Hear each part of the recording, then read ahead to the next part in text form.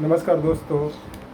आज मैं पाकिस्तान किस तरह से शतरंज का खेल की तरह मोहरा बना, प्यादा बना और राजा और रानी के रूप में अमेरिका और चाइना ने काम किया। क्योंकि शतरंज के खेल में सबसे पहले जो मोहर से मारा जाता है उसको प्यादा को मारा जाता है। उसके बाद राजा रानी तक आकर के शतरंज के खेल को समाप्त किया जाता है। उसी तरह से पाकिस्तान ने जो पहलगाम पर अटैक किया वो कहीं न कहीं चाइना और अमेरिका के सह पर ही किया है। क्योंकि जिस तरह से वहाँ के सेना अध्यक्ष आसिम मुनीर ने जो स्टेटमेंट दिया, जो 1947 में जो मोहम्मद अली जिन्ना ने दिया था द्विराष्ट्र सिद्धांत का, जिसके परिणाम स्वरूप वहाँ पे दंगा फसाद भारत में बहुत बड़े पैमाने पर हुआ और अंततः भारत और पाकिस्तान के रूप में दो देश बना। उसी तरह से जब आसिम मुनीर ने ये जो द्विराष्ट्र सिद्धांत का जो अपना जो भाषण में वर्णन किया, जिसके परिणाम स्वरूप पहलगाम में जो पर्यटकों पर, खास करके वहाँ पे इंटेलिजेंस ब्यूरो के आदमी, सेना के आदमी मारे गए और ख़ास करके नवविवाहिता देश की महिलाएं जो विधवा हुई, जो बहुत ही दुख की बात है। तो दुख मनाने के साथ साथ इस पर एक अलर्ट होने की भी ज़रूरत है। क्योंकि जब प्रधानमंत्री जी की जम्मू कश्मीर में यात्रा होने वाला था और वंदे भारत ट्रेन को जम्मू से श्रीनगर तक झंडी दिखाकर रवाना करना था, लेकिन वह टल गया यह कह करके कि मौसम ठीक नहीं है। लेकिन वहाँ पे स्थिति बहुत दयनीय है। उसी तरह से जब दुशासन ने द्रौपदी का चीरहरण कर रहा था तो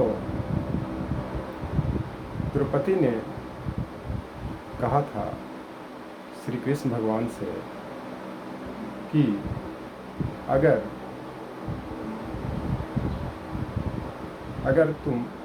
तुम्हारे आगे सभी सनातनी हाथ जोड़े खड़ा रहते, अगर उस दिन भरी सभा में तूने दुशासन के हाथ काट दिए हो। इसका मतलब ये होता है कि जिस दिन या किसी कवि ने कहा या शायर ने कहा कि जिस दिन अगर दुशासन द्रौपदी का चीरहरण कर रहा था, अगर उसी दिन आप अगर उसके दोनों हाथ काट दिए होते तो जितने जो सनातनी लोग हैं, जो धर्म के नाम पर जो बरगलाए हुए हैं, वो हाथ जोड़ के खड़े होते। उसी तरह से आज के डेट में जो कृष्ण है वो देश की जनता है और देश की जनता में सिर्फ सनातनी लोग नहीं हैं, हिंदू, मुस्लिम, सिख, ईसाई, बौद्ध, जैन सब लोग हैं। लेकिन वो जो द्रौपदी का जो चीरहरण हुआ था वो इस कारण से हुआ था कि सनातन के धर्म को मानने वाले लोग वो एकदम सच्चाई पर अडिग रहते थे, जुआ में खिलवा करके किसी को हरवा देते थे, किसी से दाव पेच करके सत्ता छीनते थे, किसी की हत्या करवाते थे।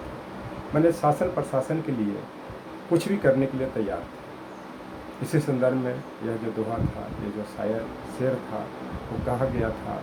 उसी तरह से आज अगर देश की जनता 2024 में अलर्ट हो जाती और मोदी सरकार की रोकने के तो प्रयास किया और अगर जोर लगा करके प्रयास करती तो शायद ये आज पहलगाम वाली भी स्थिति नहीं होती। एक तो इसका ये अर्थ ये होता है। दूसरा अर्थ यह होता है कि जिस दिन आसिम मुनीर ने ऐसा स्टेटमेंट दिया था, अगर उसी दिन मोदी सरकार अलर्ट हो जाती और उसी समय में इंटेलिजेंस ब्यूरो का जो रिपोर्ट आ रहा था, अगर पीओके में भी आतंकवादियों का जो अड्डा था ध्वस्त कर दिया जाता तो शायद आज पहलगाम की घटना नहीं घटी।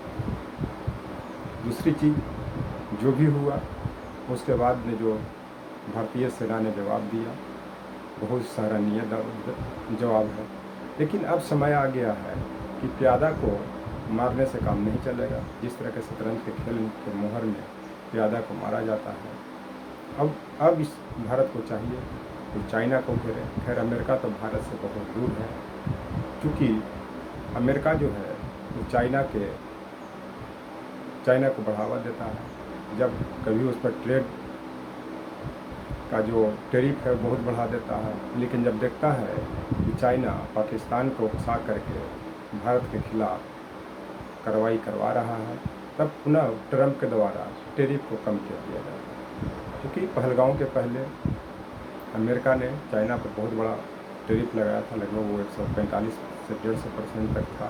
कह लीजिए कि लगभग 100 कुछ वस्तुओं पर 150 से 200% तक। लेकिन जैसे ही पहलगांव अटैक होता है, उसके बाद अमेरिका और चाइना में क्या समझौता होता है कि पुनः टैरिफ को कम किया जाता है। इस तरह से शतरंज के खेल में अंत में राजा को या रानी को घेरा जाता है। ये सिर्फ शतरंज का खेल में ही नहीं है, पहले भी मध्यकाल में जब राजा की हार हो जाती थी, तब उसका सारा जो सेना या साम्राज्य जीतने वाले देश का हो जाता था। उसी तरह से आज भारत को चाइना को घेरने की ज़रूरत है, और जो भी भारतीय भूभाग पर उसकी सेना बैठा हुआ है या जो भी विवादित ज़मीन है, उसको भारत को लेने की ज़रूरत है। इसके साथ साथ भारतीय प्रधानमंत्री को जो भी अमेरिका और चाइना के जो प्यादा है, चाहे वो बांग्लादेश हो, चाहे नेपाल हो, चाहे पाकिस्तान हो, चाहे और कोई भी देश हो जो पड़ोस में रहने वाला देश है, यहाँ तक कि भूटान तक की बात में भूटान की भी बात करता हूँ, जिस पर अमेरिका का प्रभाव है। क्योंकि भारत के जो भी पड़ोसी देश हैं, कहीं न कहीं ये दो देशों के प्रभाव में जकड़े हुए हैं, जिसका परिणाम, जिसका नुकसान भारत को उठाना पड़ रहा है। ये आज से नहीं, बहुत लंबे समय से, आज़ादी के बाद से ही देख लीजिए, चाहे वो 47-48 का पाकिस्तानी घुसपैठियों द्वारा भारत में घुसपैठ की घटना हो, चाहे 65 की लड़ाई हो, इसके पहले 62 की लड़ाई हो, उसके बाद 71 की लड़ाई हो, उसके बाद आपके कारगिल का युद्ध हो, या फिर पुलवामा अटैक हो, पठानकोट अटैक हो, और लास्ट में आकर के पहलगाम अटैक तक रुकता है। ये सब कहीं न कहीं ये पाकिस्तान, अमेरिका और चीन का मुहरा बना हुआ है, जिसके परिणाम स्वरूप हर 8-10 साल के बाद इतने बड़ा आतंकवादी घटना का अंजाम भारत पर बरपाया जाता है। ये आज की बात नहीं है, बहुत लंबे समय से चली आ रही है। इस कारण से अगर चाइना को कंट्रोल कर लिया जाए तो शायद पाकिस्तान में हिम्मत नहीं, क्योंकि सिर्फ एक कहावत भी है कि अब पढ़ने पढ़ाने का माहौल कहाँ रहा है, क्योंकि किताबों में खत आने जाने लगा। मेरा कहने का मतलब है कि हम लोग जैसे देशभक्त को, या जो भी देश के देशभक्त हैं, उन लोग समझाने की कोशिश कर रहे हैं, लेकिन इन लोग भारत और पाकिस्तान के बीच में, चाइना के बीच में भारत सरकार और चाइना सरकार, अमेरिकी सरकार, पाकिस्तान सरकार सिर्फ प्यार मोहब्बत में सिर्फ खत का ही आदान प्रदान करते हैं, ताकि इन लोग के बीच में खाली मामला इसी लटका रहे, देश की जनता में शांति आ जाए। लेकिन ऐसा होने नहीं देना चाहिए देश के वासियों को, चाहे इसके लिए जितना भी कष्ट उठाना पड़े, जितना भी कुर्बानी देना पड़े, जब तक देश की जनता जागरूक नहीं होगी, जब तक चाइना को जवाब नहीं दिया जा सकता। क्योंकि देश की सबसे बड़ा कृष्ण के रूप में आज है तो वो जनता है। और जिस तरह से दुशासन ने द्रौपदी का चीरहरण किया था, अगर कृष्ण दुशासन के दोनों हाथ को कत्ल कर देते, तो शायद जितना भी सनातनी धर्म के मानने वाले हैं वो सब नतमस्तक होते। मेरा कहने का मतलब है कि सब डरे होते कृष्ण से, और सनातन धर्म चूँकि मनु स्मृति पर आधारित है लगभग, इसी कारण और जो लोग हैं वो मनु स्मृति का विरोध करते। इस चलते इस परिप्रेक्ष्य में देशवासियों से मैं आह्वान करना चाहता हूँ कि पाकिस्तान के साथ साथ चाइना को करारा जवाब देने की ज़रूरत है, चाइना को घेरने की ज़रूरत है। तभी शतरंज का खेल जो चल रहा है भारत और पाकिस्तान के बीच में, जिसका राजा रानी चाइना और अमेरिका प्रत्यक्ष रूप से बना हुआ है, तभी समाप्त हो। थैंक्स।